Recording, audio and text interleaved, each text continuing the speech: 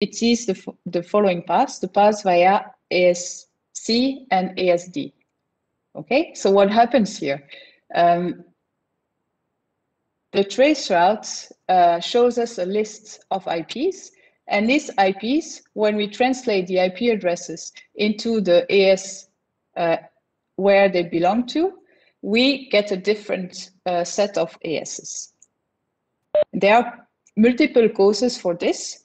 One can be that ASB buys transit traffic from ASC and ASF, but ASC offers cheaper service than ASF. ASA has explicitly asked ASB to use ASF to reach the prefix P, but ASB still wants to gain some money, some revenue from this, and is trying to push the traffic to ASC instead. So ASB is trying to fool ASA.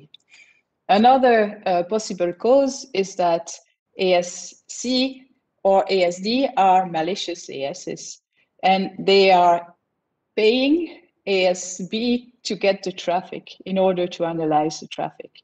And so these types of events, we call them mismatches or lies, and that's what we aim to detect.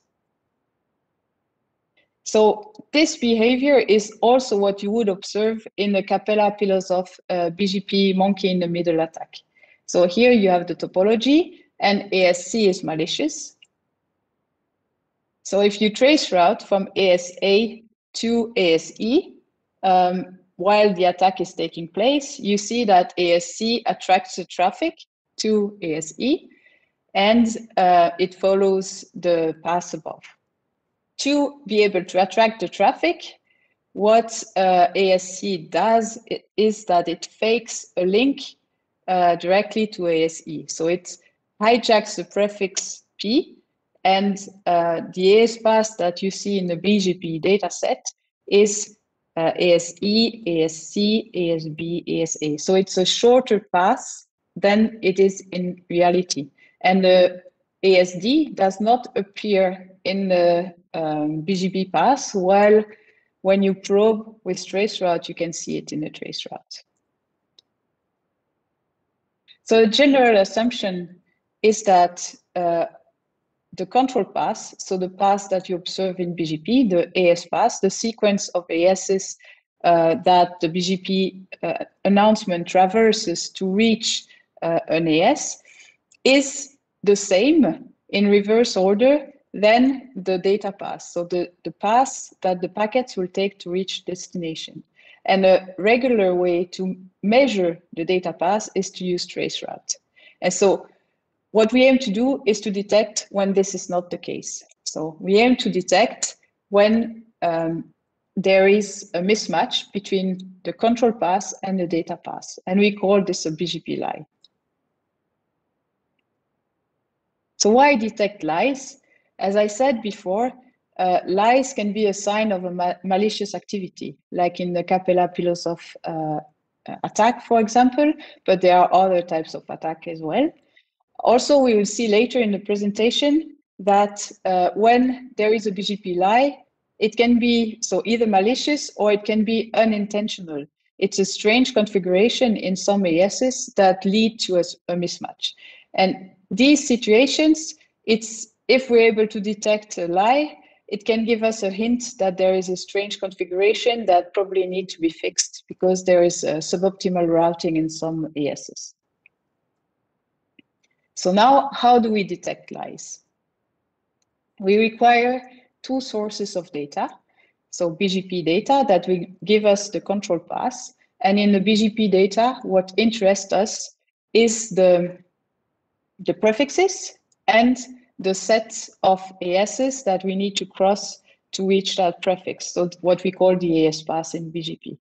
The second data set is the trace routes. And for the trace route, what we need is a set of vantage points, a set of locations from where we can send trace routes to destinations, to IPs that are in the prefixes we receive in BGP. So we need to consider a few aspects in order to run this measurement. First of all, we need to have BGP data and traceroute data synchronized in space and time. So in space, we need to capture the BGP data and the traceroute from a collocated vantage point, so from the same location. And in time, of course, we need to probe at the same time for both planes to get matching information. And then the last point and most difficult point to deal with is the IP to AS mapping translation. We'll see here that there can be many sources of errors when doing this, and we try to minimize these sources of errors to get a final number of mismatches. So I'll focus mostly on the two problems in black. So the space synchronization, maybe you already understood this. What we need is we need a BGP feed from the same location as where we send the trace routes. So our trace routes need to cross the router that provides us the BGP data. Otherwise, we already have some misaligned information. So we already have, both data sets will de facto already mismatch. Finding this is not easy. So in order to do this here in this experiment, we use we use the peering testbed, okay? And we use the full feeds in the peering testbed, plus some homemade vantage points. Then the other problem is to be able to translate IP addresses into ASs. So here I've listed given two examples of paths. So the control path is a set of ASs, and the data path is the trace routes. So the set of IPs that are crossed by and generate ICMP response from our probes, okay? And we need to translate these IP addresses into AS numbers such that we can then compare the two paths. And we need a tool for this. In order to build that tool, we need to solve three main issues. The first one is the AS siblings. So siblings are ASs that have different numbers, but belong to the same company. And when you have this, IP addresses can be registered to under different AS numbers, but in fact they belong to the same company. And that what matters to us is the set of organizations that our traffic passes through. That's why we need to be able to determine what are siblings in the data set, what ASs belong to the same company, such that we then elect a representative for each organization, an AS number that it will be representative for the organization, and we replace all the AS members of that organization by a single number that will identify the organization. A second problem is third-party addresses. So third-party addresses are when you send a traceroute, for example, from ASA here to ASC. So at every IP hop, because you set the TTL with usually increasing value, at every IP hop, where the TTL expired, it generates a response. And here, if you have a response, for example, in this router in ASB, if the response goes out via a different interface than where it came from, it may be that the router will respond with source address that is different from what the packet arrived on, from the interface where the packet arrived on.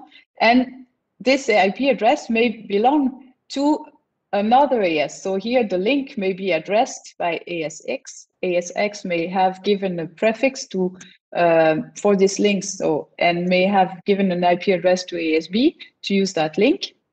And then we will see an address belonging to ASX. And we believe when we do the trace route that our packets crossed ASX, but in fact, it just crossed this router at the border with ASX, but still in ASB. So this is what we call third-party addresses. And third-party addresses generate us errors make us think we cross ASs when we don't necessarily cross them. The next problem is what we observe as stars in the trace routes. And stars, what are they? Often it's because a node, the router, does not respond to trace routes. Okay, and so here we need to be able to determine which ASs may match to a star. And throughout our analysis, we try to be conservative. So if a path, a trace route can match an AS path, we try to make it match to reduce the number of false positives we have. So how do we proceed? We take as input control paths and data paths, so BGP, AS paths, and trace routes for a given IP destination. And our objective is to count the number of lies that we see. So the number of routes, of destinations for which we see a mismatch. And we proceed in multiple stages. So the first stage is to synchronize, so the space synchronization, so to pick the data source, the BGP data source and the trace route that are collocated, to pick paths observed at the same time in BGP data and in trace routes. And then finally, we do basic IP to AS mapping. So for this, what we do is we take a BGP feed at our vantage point, and we look at which AS originate every IP addresses.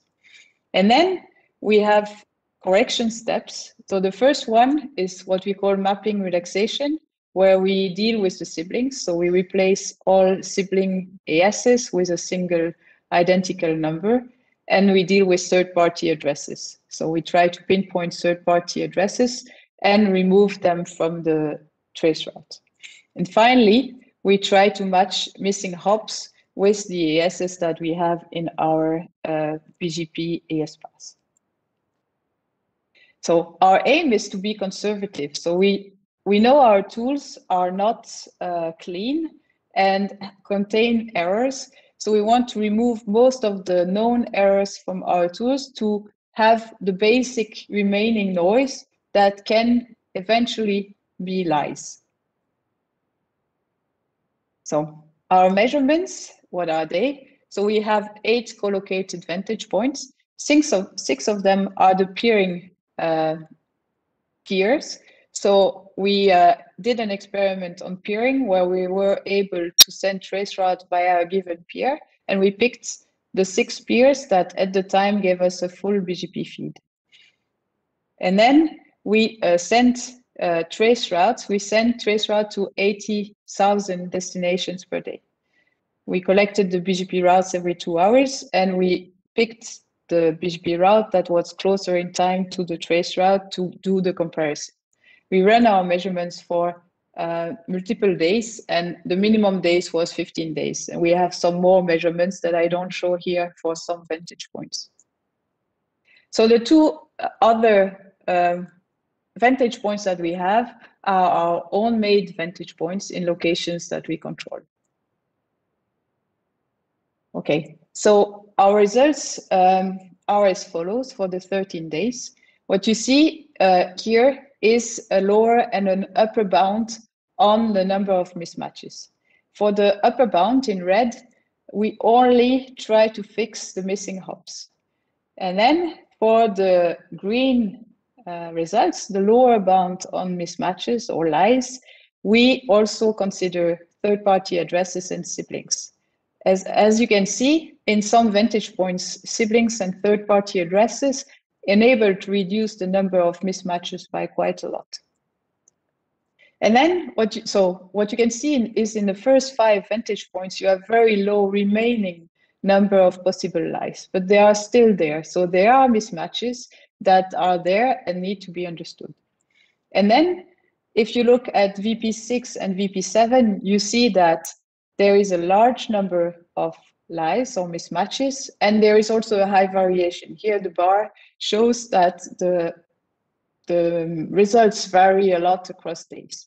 VP7 is one of our homebrewed vantage points. So we are able to analyze that one, and I will show now what we observed for that vantage point.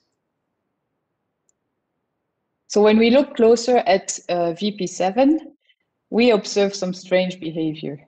So for example, so what I didn't say in the previous slide is that in VP7, so it's our homebrewed vantage point, and we have a close relationship with the provider. So we were able to talk to the provider to find out what was happening. And what we found out is that they have partial fibs. So the RIB is the routing table. It's the routes we learn here with BGP. And the fib is what is really pushed in the forwarding table of the router. And what we discover is that there is a clear distinction between the two. And what VP7 does is that, in fact, the node here, ASBR1, is our entry point inside the provider.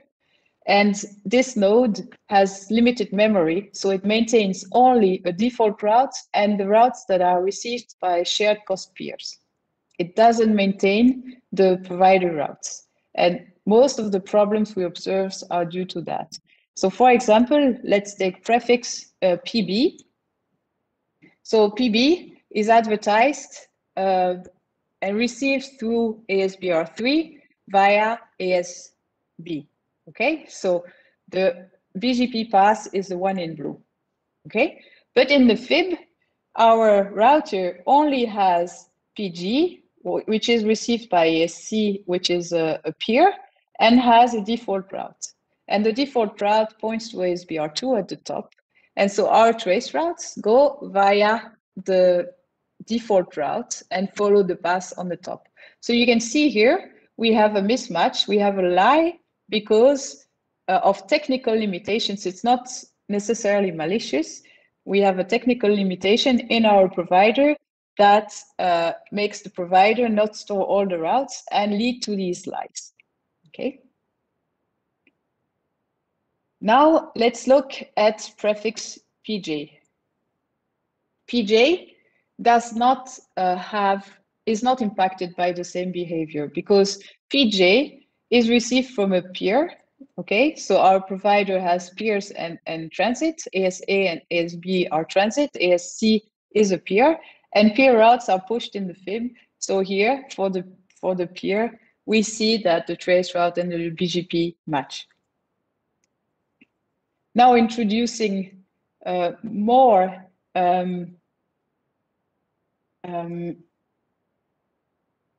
another problem for us. So what is strange is you saw a lie in one direction, okay? Our traffic was supposed to go via ASB and it goes via ASA, and now we see the reverse.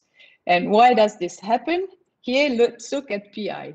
PI is a more specific prefix than PG. So PI is included in PG and is advertised by the provider. Because it's advertised by the provider ASA, it's not included in the fib. So again, here, when we need to send, so when we look at our RIB received from the provider, we think our traffic will go via ASA. But in fact, here in this case, we use, the router will use PJ to forward the traffic.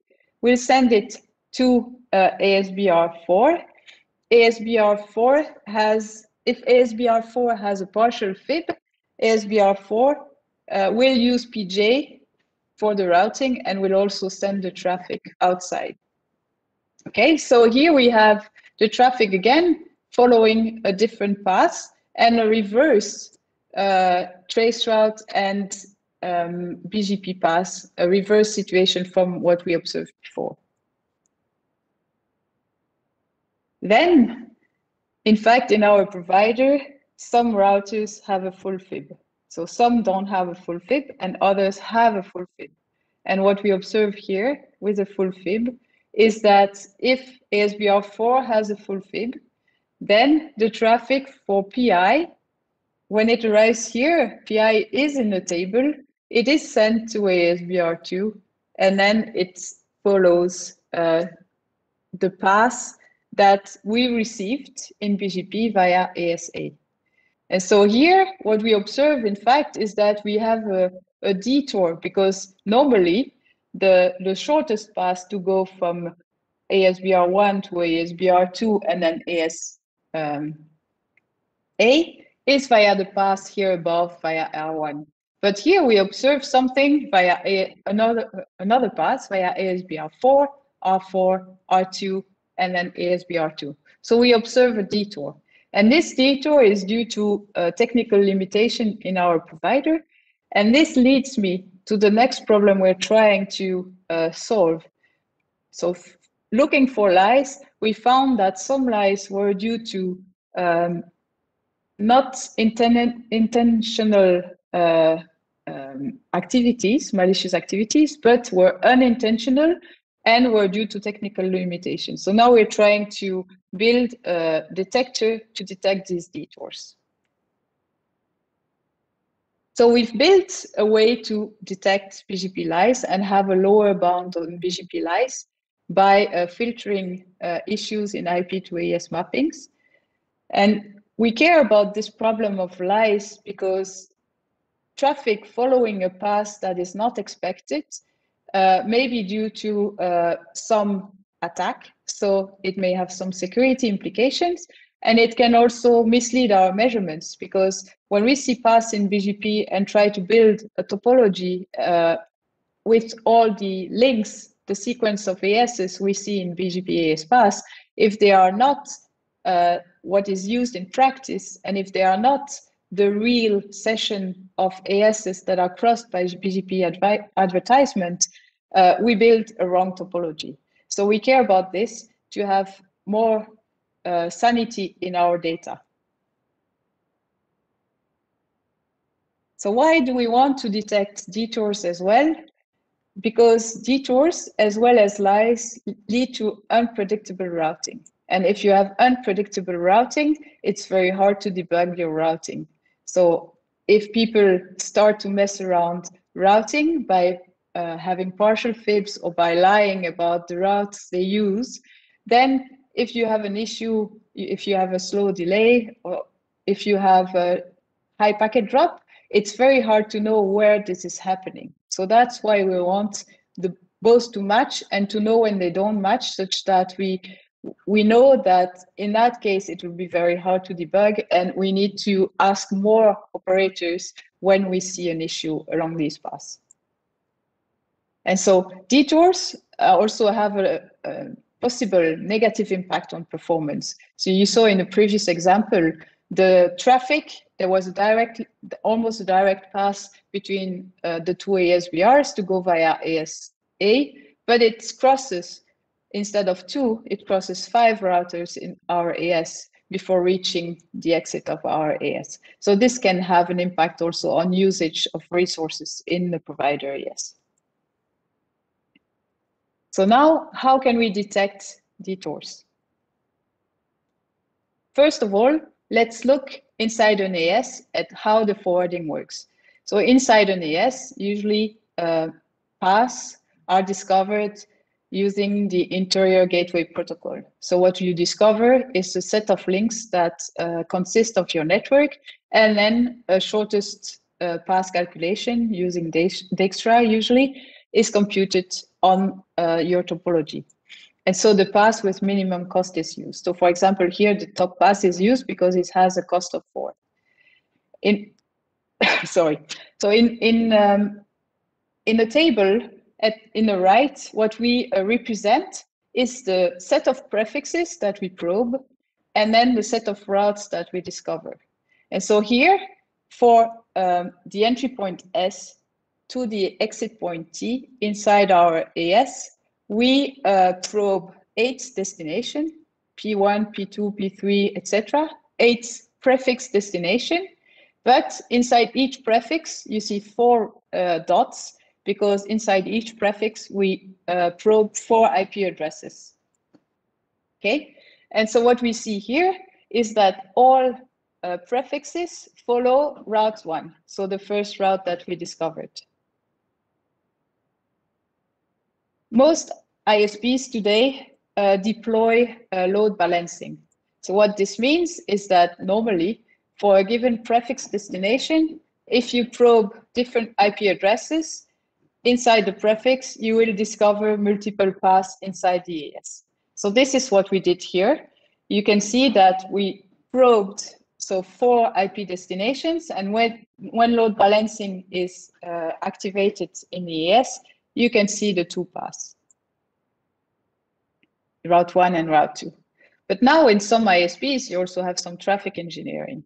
And traffic engineering is often paths that are crafted by hand that impact a limited number of prefixes for which the operator wants to provide a different type of service, for example, a low delay. So here, for prefix P4, the operator has chosen to engineer the traffic and, for example, set up an MPLS tunnel along a different route. And here we discovered this different route for all IP addresses that we probe for prefix P4.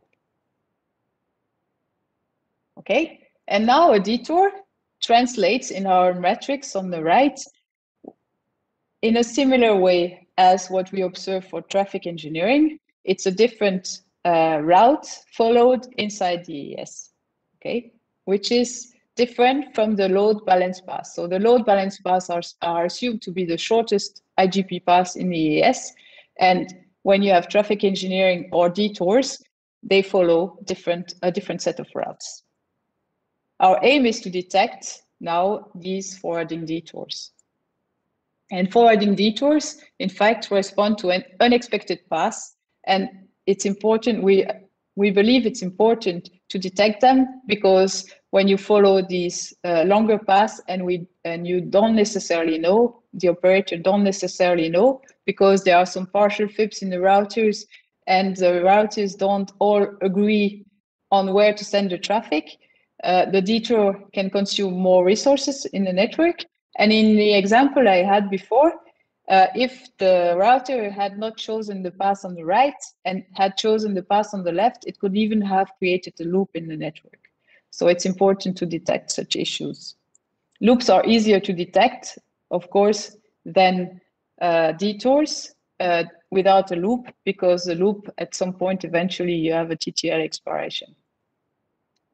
So now, how do we propose to detect these forwarding detours? We will look at the matrices that we build from the paths that we discover. So you have 2 examples here. So we will run measurements, so trace routes, and we will correlate. Here we don't correlate trace routes to BGP, we correlate trace route to trace routes. But what we do is we correlate trace routes to a destination outside an AS to trace routes where we probe the exit point or close to the exit point in the AS where we want to know if there are detours. So here we will probe to these prefixes P1 towards P8 and also to T, one interface or multiple interface in T, to see if the paths, what are the internal paths, and if the paths that cross the AS differ from these paths.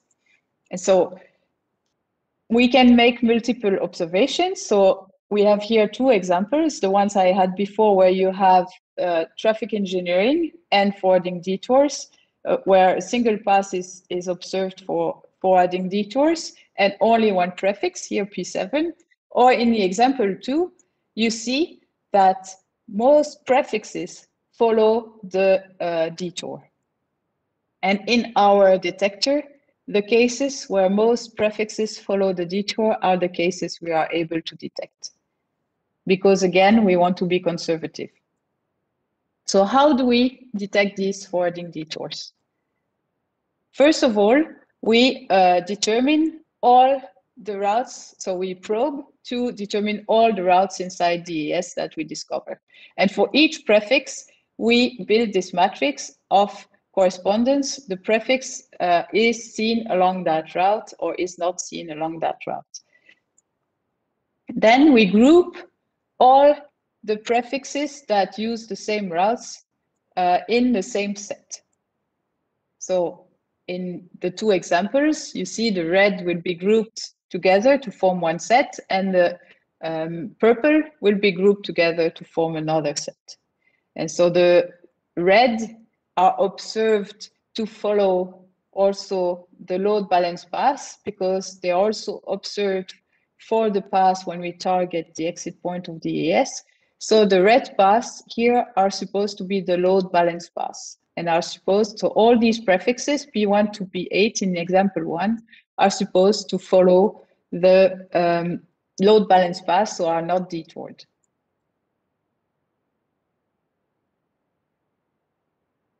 So we identify this because we know what are the trace routes towards T, towards the exit point. And this is how we determine what are the load balanced sets of paths.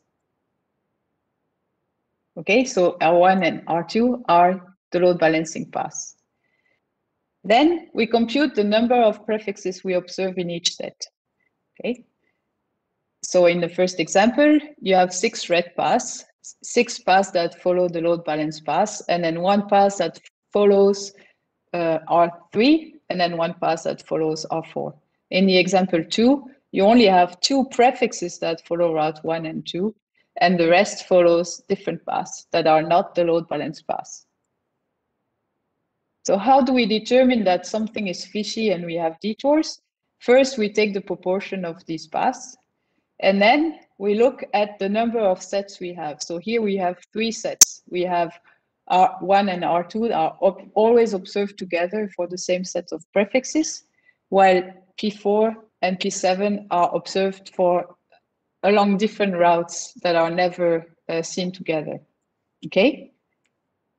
And then we look whether the load balance path has the most routes or not.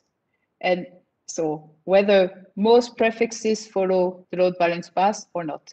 If the proportion of paths that follow the load balance route is lower than the fair share, then we suppose that there is forwarding detours in the AES. Okay, so in the case on the example 1, most paths follow the forwarding, so the load balance path. So here it is normal, but in example 2, most prefixes follow the route that is not in the load balance set, so something is fishy and there is a detour.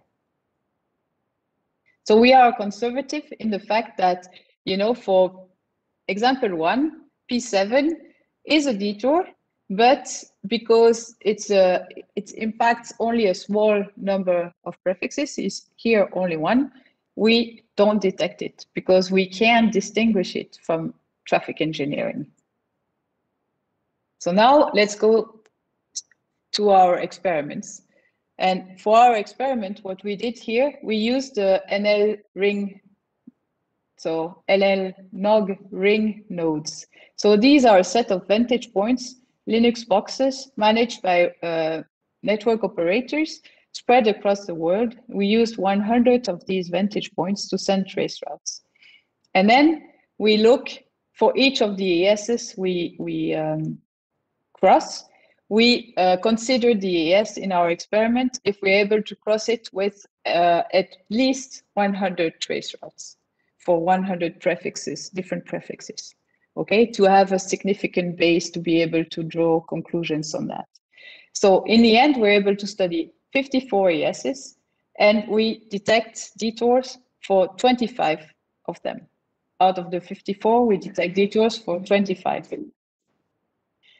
And so here, what you observe, for example, here you have an entity that is observed often. So here in the left, you see, so in red, it's the fraction of entry-exit points for which we observe detours.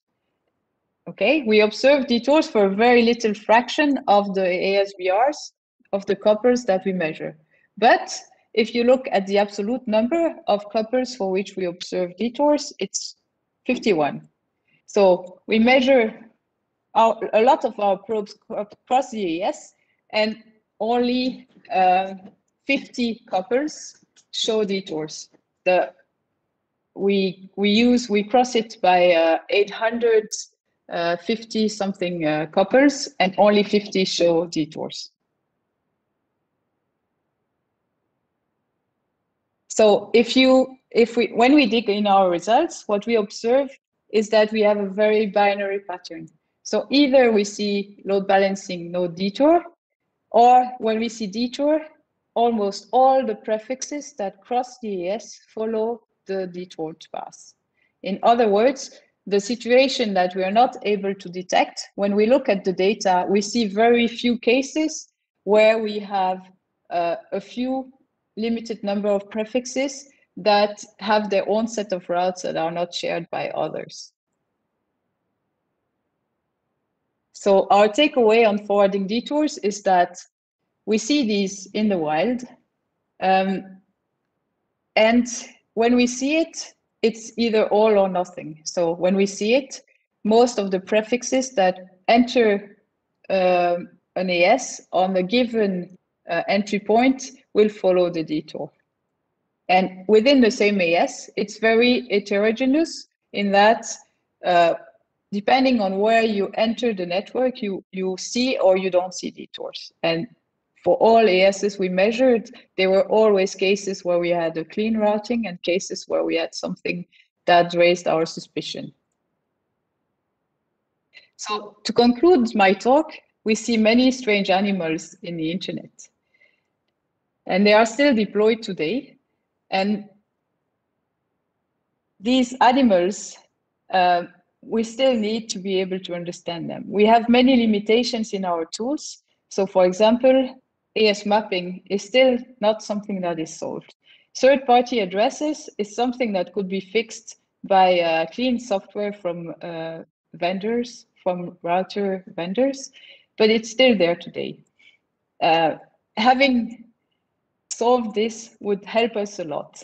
And also, what is still strange is the impact of siblings on the data set. So there was a study on the mismatches also in 2003, showing that siblings was a source of a lot of noise. And as we did here, we also observed this. Siblings, if you don't take them into account, you have lots of mismatches. And this is still strange that it's still happening today. Then another point is finding the appropriate measurement platform is very dependent on what you try to measure. So for example, if you need collocated vantage points, there are very few possibilities. You need to have a BGP feed and traceroute going via the same router. And this is very hard to obtain today. And thus our limited number of vantage points. In all these studies, we make assumptions on how devices operate. And so this is checkable. You can take devices and test them in isolation to see how they operate. Then you don't exactly know what is really deployed in the wild, but you can make some inference. But what we still miss today is that, we make assumptions on how operators operate networks, but there are so many possibilities in how to configure protocols that we often have surprises on what operators do. And it is often hard from an observation in a network to guess what the operator did and what was the objective behind this configuration. And so in this space, there is still a lot of possible work to be able to detect when the paths don't follow what is expected. And we need to be able to determine this to have a better way to detect when there are outages or abnormal behavior happening. So I conclude my talk and I'm open to questions. Thank you so much, Christel. Everyone, I don't know if we can open the mic now for question. There are some questions now already coming on Slack, so maybe I'll start there. But thank you so much, Christel, for the talk. I think this is amazing work, and it's really impressive, effort to put together all these sources of data and just going through all this noisy data sets that you have. I just wanted to start off with a question of my own, though, because I think you have had throughout your career the opportunity to do experimentation work and look at data sets both from within the academia, but also from the point of view of an ISP. So I was just wondering if there are any sort of guidelines or lessons learned on how best to deal with data sets, and what drove you through all these years to sort of keep digging through these data sets to uncover all these hidden behaviors and to teach us about all these complications that you have found. Well, when you have operators data, you have one view, and as I said when I was closing my talk, is that many operators see their network in a different way and operate their network in a different way. So when you have data from one operator, as I used to have, you're able to analyze things more deeply, but you have a single animal. You're not looking at the global internet. And so it's interesting to have both views, because then you can compare and have a bit better picture of what is done in reality. And what you often think is if you have one operator's data, you think that what you observe is the reality for everyone else. But in fact, in the internet, there are so many different ASs managed by different people that have been trained in different ways and that see operations in very different ways. So it's interesting to have both views. Of course, having an operator's data gives you much more flexibility in what you can study, because you have ground truth that is more easily accessible. So understanding something is easier when you have insider note. Great, thank you so much. I don't know if we can move on maybe to the questions in Slack. Roman Jakob had a question. I don't know if you can open the mic so Roman can actually ask the question, or I can read it out. Roman, can you hear us? Can you speak? And then so we have otherwise, silence. Yeah, otherwise I'll just read it out and then we can make this yeah, less interactive, but maybe better in the interest of time. So Roman asked you if can your tool handle inter-IS load balancing policies, BGP multipath? If yes, how? Using the control plane or the data plane data? So that's an interesting question. For the detours, we don't look at this. So if we have intra-AS load balancing, we measure different pairs and they are considered separately. So we're not able to look at this because we don't look at the BGP data. The only time where we look at the BGP data is to know what prefixes exist to pick our destinations. And so because of that, we're not able to pinpoint multipass. But regarding the mismatches between the two paths, some of what we call lies could eventually be due to load balancing, if load balancing happens between BGP paths that cross different set of ASs. So if multipass is happening between two ASs and multiple links between the ASs, then it doesn't trigger us a lie. But for us, it may be a lie if when we learn the route, we see one AS, but multipass is done by balancing the path between multiple ISPs. And so this for us may be a lie, yes. Right. So he seems happy with that answer, and I'm just going to move on to the next question from Lars Bren. When comparing a data plane path to a control plane path, how did you handle cases in which the control plane is not stable, or specifically when the best path changes during your active probing? So we didn't specifically do anything for this, but what we see is that for the first 5 vantage points, the number of mismatches is stable over time. So we assume that because it's stable, we don't have much of an effect of unstable control plane, which is not necessarily the case for the VP6. And maybe that's why that's a way to explain what happens at VP6. But we don't necessarily do anything for this.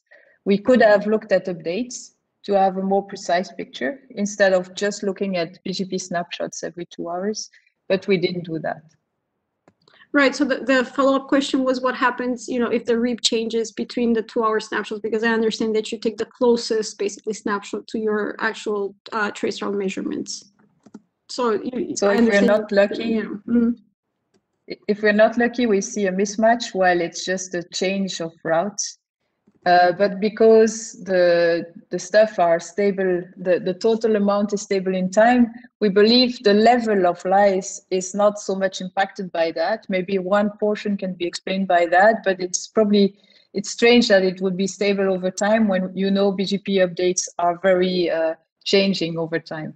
So because we have a stability in our results, we believe it doesn't impact our results so much. But it's true that if you really want to dig and pinpoint one lie specifically to analyze it, then you need to take the last update. Right. I don't know, Lars, if you can hear us or if you're online now, if you want to follow up on this thread. Nope. No, we're moving on to the next question, which comes from Kerry Williamson, and I think he's actually online, right? So, Kerry, if you want to ask your question. Sure, Christel. I'm wondering if your tools work well when there's a mix of IPv4 and IPv6 on the paths. Do you think get pretty messy in that case, or that works just well? So what you mean is if we would probe paths that would be half IPv4, then IPv6, and then again IPv4? Okay, that's an interesting question. Our study is IPv4 only. You can apply the same to IPv6 as is, but you just need to apply it. But if you have a mix, the problem is when you have a mix, often it's because you have some kind of translation in between. And so you probably need to do partial studies to the place where you change IP paradigm, and then from that place to the next place. So I think that would be more complex. But it's a very pertinent question. Thanks very much.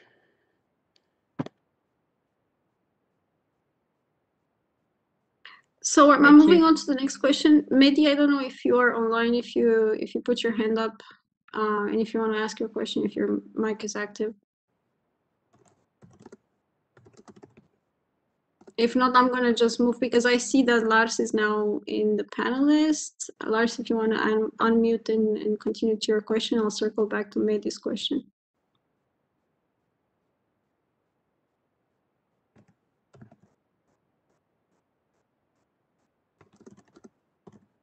Lars, can you hear us? Lars Brenn? Otherwise, in the meantime, I can answer the question from Mehdi. This is something we thought about. So the question from Mehdi is whether people lying in BGP can also lie in trace routes. And then how do we detect that?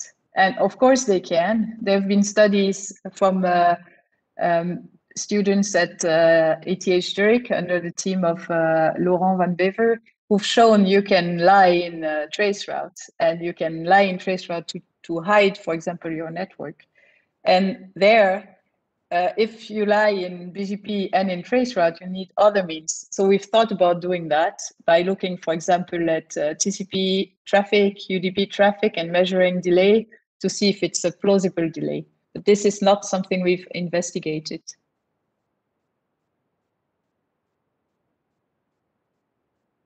Great, thanks so much. People seem to be having issues with their mics, so I'm sorry for the tiny chaos. I'll just move on to basically reading Lars's question.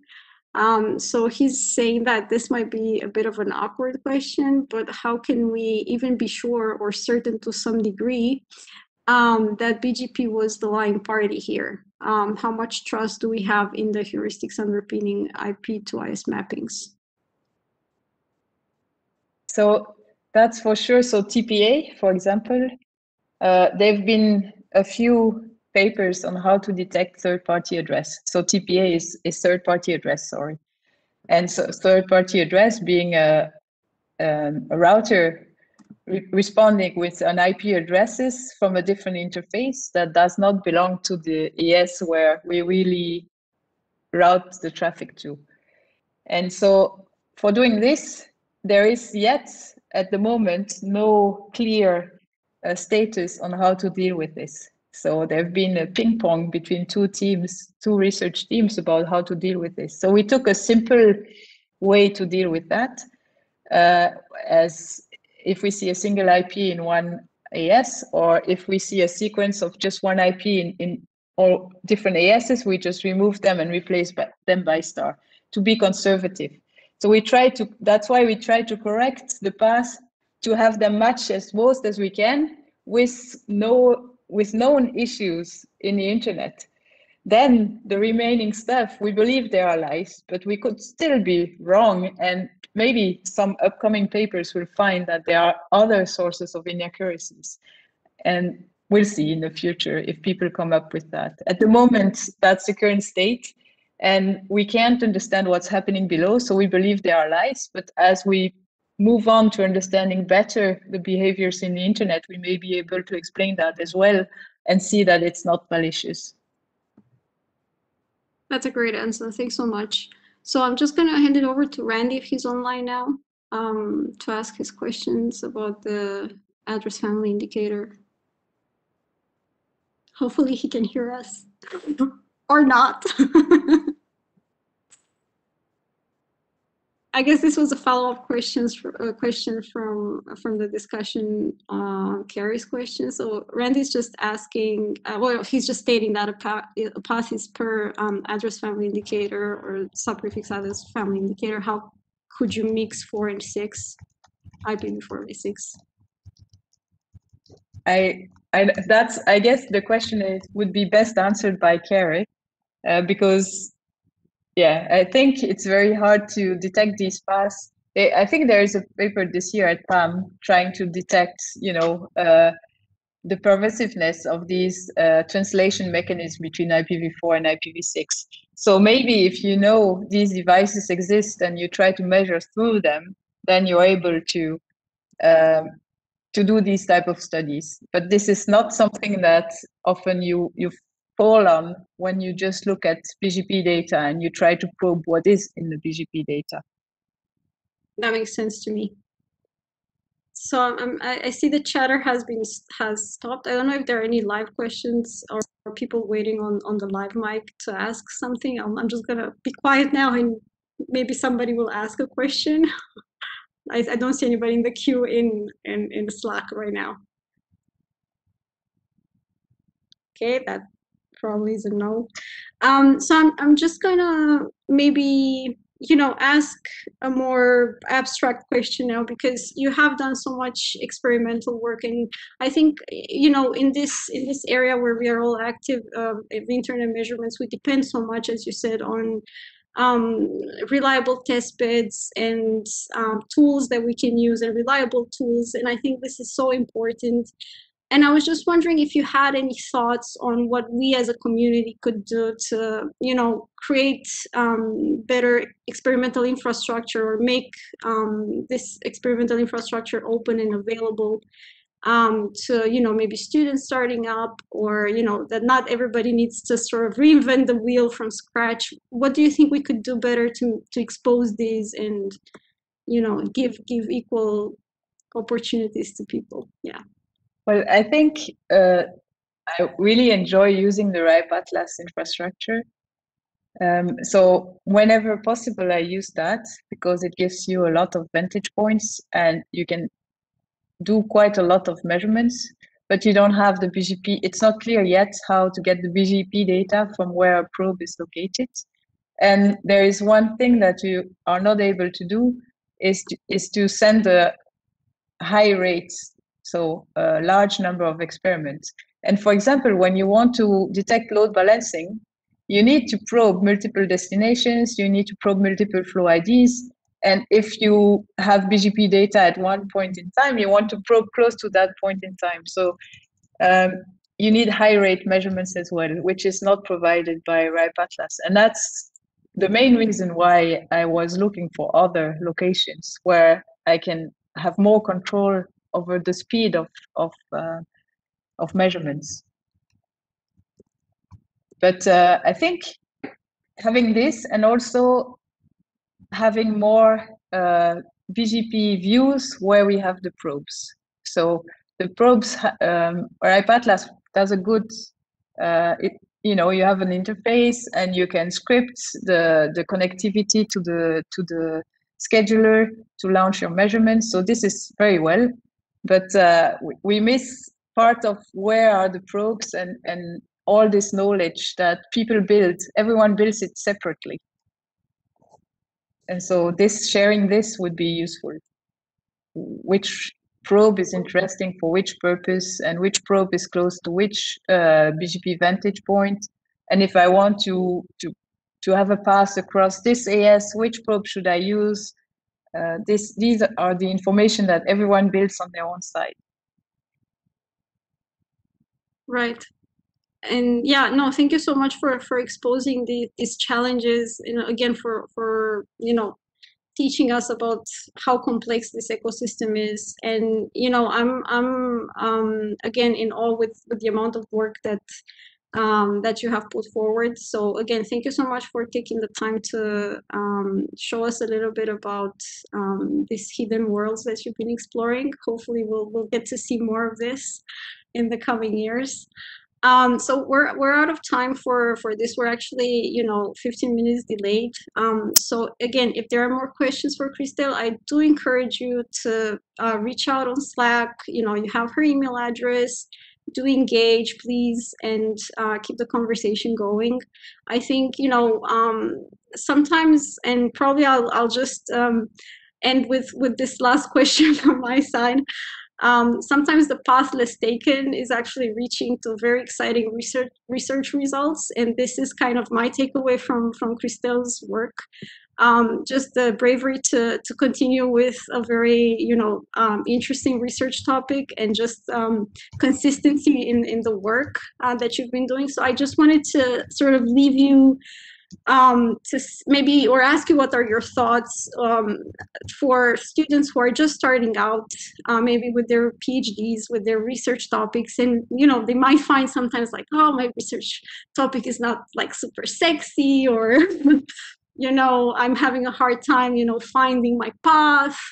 I don't know, how do you see this balancing between, you know, the chase for publications and for, you know, citations and so on, which is something that we do and we believe by, but also, you know, chasing your scientific curiosity and being true to what you actually care about. And with that, I'll close. Well, it's a good question. Here in this space, I've not always worked in that space, but it's true that I did some, you know, help during my PhD on BGP, and then when I started my postdoc, they asked me, okay, you worked on BGP, can you help us with that? And then every time I started to draw away from it, people draw me back to it with some more questions and more that I could not answer. And then I thought, okay, then I better investigate this too. And so this protocol is there. It's deployable. It's deployed by almost everybody. We have data accessible, so it's quite easy to get access to it, but understanding it, it's not always easy. And so for starter, for new PhD student, now the amount of work that is present that you have to know before launching new measurements and do something meaningful in the space may be a bit of a barrier to entrance. And so it's hard for a PhD student now to start without an advisor maybe that works in that space, which is not necessarily the case in other areas. But there are still interesting problems, and when you see the lack of security in BGP and all the events that happen lately, and now the emphasis on security, I think there's still a lot to be done in that space. And so I think that research is not dying and not dead yet. I hope so, at least. For sure. But I like to do other thank things you so as much well. again. Thank you. Thank you for the invitation. Again, thank you so much. Thank you so much for sharing everything with us. Huge applause for me, and I'm guessing from everybody who, unfortunately doesn't have a mic on now. So we're going to take a short break now, but we're going to please carry on the conversation on Slack, and we're going to be back with the first session, the first technical session on, COVID-19 at PAM. And I think with Miria. So we're going to be starting at 4 p.m. CEST. Thank you so much, and I'll see you in a bit. Thank you. Thank you. Bye.